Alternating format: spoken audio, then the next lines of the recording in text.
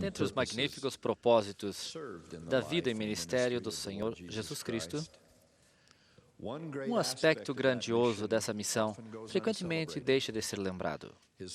Seus seguidores não compreenderam plenamente na época, e muitas pessoas no mundo cristão moderno ainda não o compreendem. Mas o próprio Salvador falou a respeito disto repetidas vezes de modo muito enfático.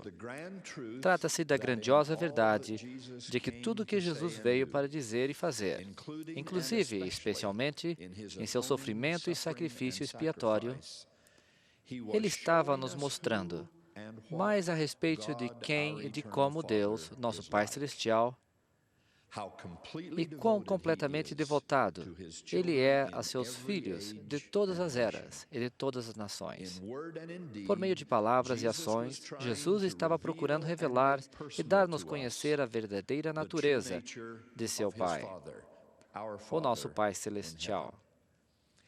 Ele fez isto, pelo menos em parte, porque tanto na época quanto hoje, todos precisamos conhecer a Deus mais plenamente, para amá-lo mais profundamente e obedecer a Ele de modo mais completo.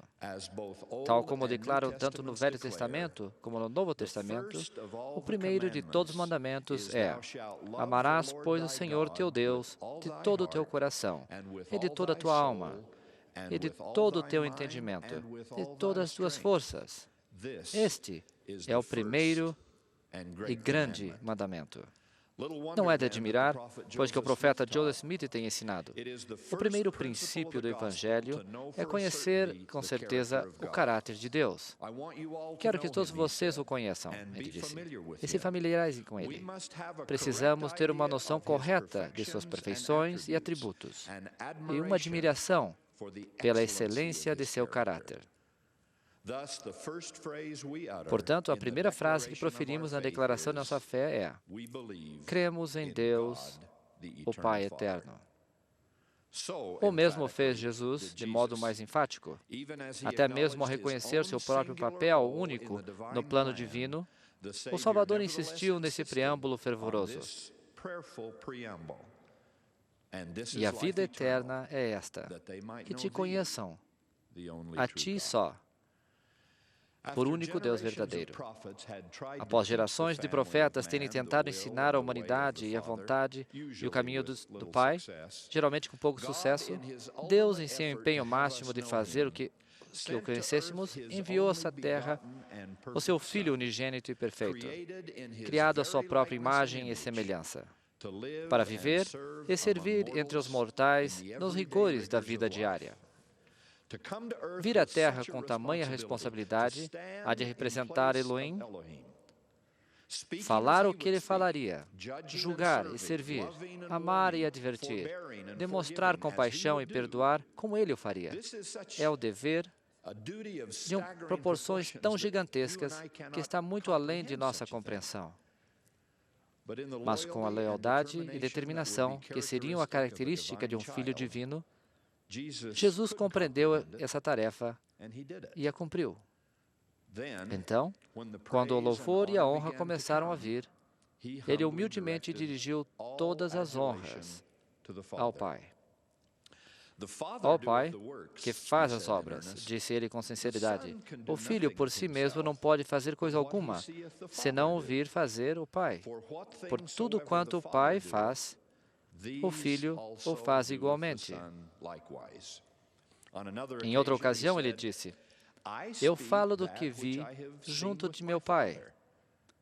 Nada faço por mim mesmo, mas falo como meu Pai me ensinou. Eu desci do céu, e não para fazer a minha vontade, mas a vontade daquele que me enviou. Farei hoje minha declaração sincera a respeito de Deus, nosso Pai eterno, porque algumas pessoas têm uma concepção perturbadora, errônea, dele nesses últimos dias. Entre essas pessoas, há uma tendência de sentirem distantes do Pai, até mesmo isoladas dele, se é que chegam a crer nele. E se creem, muitas pessoas nossos dizem que se sentem à vontade nos braços de Jesus, mas ficam inseguras quando se encontram com um Deus rigoroso. Por causa de uma interpretação errônea e certamente algumas casos de tradução errada, a Bíblia, essas pessoas têm a ideia de Deus, o Pai e Jesus Cristo agem de modo muito diferente. Apesar de tanto no Velho Testamento quanto no Novo Testamento, o Filho de Deus sempre é o mesmo, agindo como fez sob a direção do Pai, que também é o mesmo ontem, hoje e para sempre. Ao refletir a respeito dessas concepções errôneas, dá-nos conta de que uma das notáveis contribuições do Livro de Mórmon é a sua visão constante e perfeitamente coerente de um Deus durante todo esse grandioso livro. Nele não existe a falha de continuidade que vemos em Malaquias e Mateus. Não há uma pausa para mudar de ponto de vista teológico. Não há uma interpretação errônea de Deus, que trabalha ansiosamente com amor e fidelidade em todas as páginas daquele registro, desde seu início, na época do Velho Testamento, até a época do Novo Testamento. Sim, com o intuito de devolver ao mundo a sua Bíblia e uma visão correta de Deus, temos no Livro de Mórmon uma visão uniforme de Deus em toda a sua glória e bondade, e toda a sua riqueza, complexidade, incluindo em especial uma aparição pessoal de seu Filho, Jesus Cristo, seu Filho unigênito. Quão gratos somos por todas as Escrituras, em especial pelas Escrituras da restauração, que nos ensinam a respeito da grandiosidade de todos os membros da Trindade. Quão emocionados ficaríamos, por exemplo, se todo mundo recebesse e aceitasse a visão do Pai descrito de modo tão tocante na Pérola de Grande Valor. Ali, em meio a uma grande visão da humanidade que lhe fora aberta pelos céus, Enoque observou as bênçãos e dificuldades da mortalidade. Voltou a olhar para o Pai e ficou admirado de vê-lo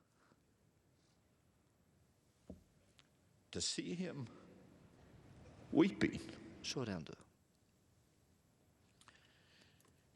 Ele disse maravilhado e admirado: o mais poderoso ser do universo,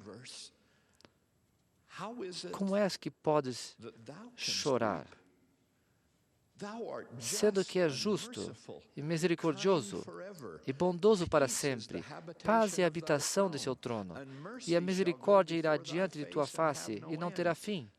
Como é que podes chorar? Observando os eventos de quase todos os dias, Deus respondeu: olha, esses teus irmãos, eles são a obra de minhas próprias mãos.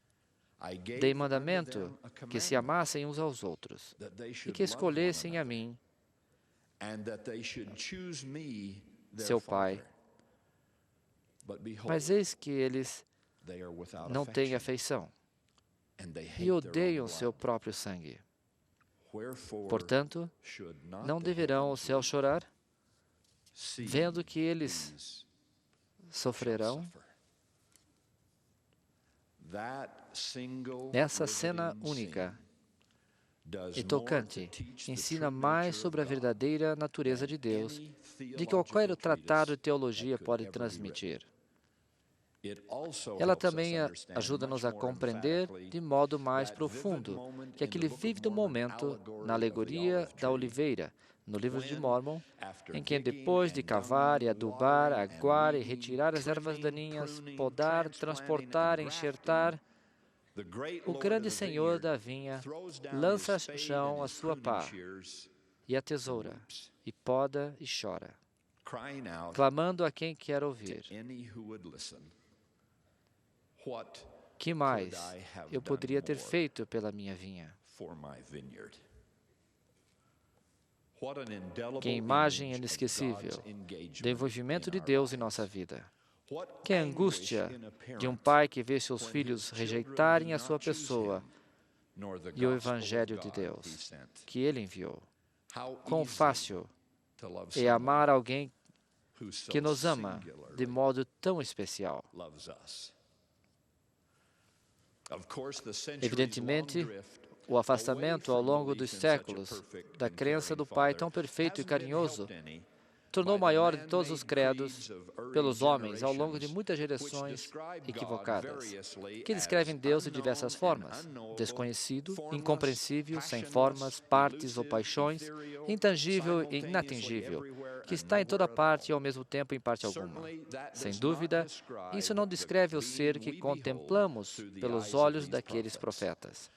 Tampouco condiz com o Jesus de Nazaré vivo, que respira e tinha um corpo físico, que era e é o resplendor da sua glória e expressa a imagem de seu Pai. Nesse sentido, Jesus não veio para melhorar a visão de Deus tinha do homem, mas sim para melhorar a visão que o homem tinha de Deus e para suplicar-lhes que amassem seu Pai Celestial, como Ele sempre amou e sempre nos amará. O homem teve a oportunidade de conhecer o plano de Deus, o poder de Deus, a santidade e até mesmo a ira e julgamento de Deus. Mas o amor de Deus, a profundidade de sua devoção por seus filhos, eles ainda não conheciam plenamente, até que Cristo veio. Portanto, ao alimentar o faminto, curar o enfermo, repreender a hipocrisia, rogar pela fé, Cristo estava nos mostrando o caminho para o Pai. Aquele que é misericordioso e compassivo, lento para irar-se, paciente e cheio de bondade. Em sua vida, e especialmente em sua morte, Cristo estava declarando: esta é a compaixão de Deus que eu vos manifesto, bem como a minha própria compaixão.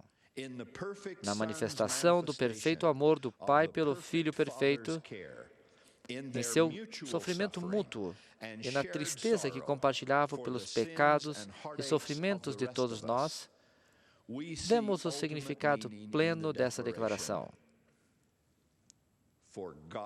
Porque Deus amou o mundo de tal maneira que deu o seu Filho unigênito, para que todo aquele que nele crê não pereça, mas tenha a vida eterna.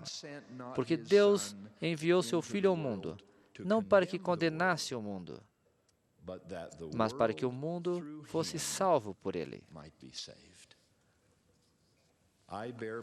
Presto hoje meu testemunho de um Deus pessoal e vivo, que nos conhece pelo nome, que ouve as nossas orações e nos ama eternamente como seus filhos de seu próprio Espírito.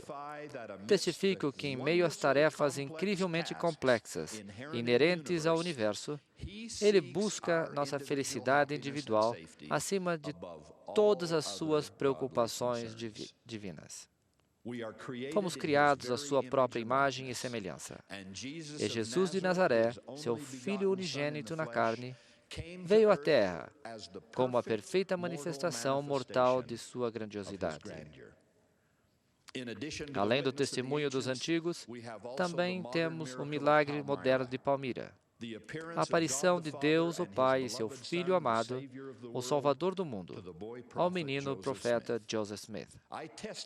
Presto testemunho dessa aparição, e fazendo minhas as palavras daquele profeta, eu declaro: nosso Pai Celestial é mais liberal em seus conceitos e mais generoso em sua misericórdia e bênçãos do que estamos dispostos a crer ou receber. Deus não tolera o pecado, nem com o menor grau de tolerância. Mas quanto mais nos achegamos ao nosso Pai Celestial, mais haverá em nós a disposição de sermos misericordiosos com as almas que estão perecendo. Sentiremos o desejo de levá-las sobre nossos ombros e suportar em nossas costas o peso de seus pecados. Presto testemunho de um Deus que tem esses ombros. E no espírito do Santo Apostolado, Digo o mesmo que alguém que possuiu esse ofício no passado. Nisto está o amor. Não em que nós tenhamos amado a Deus, mas em que Ele nos amou a nós. Enviou seu Filho para a propiciação de nossos pecados. Amados, se Deus assim nos amou, também nós devemos amar uns aos outros e amar a Ele para sempre. Isso eu faço em nome de Jesus Cristo. Amém.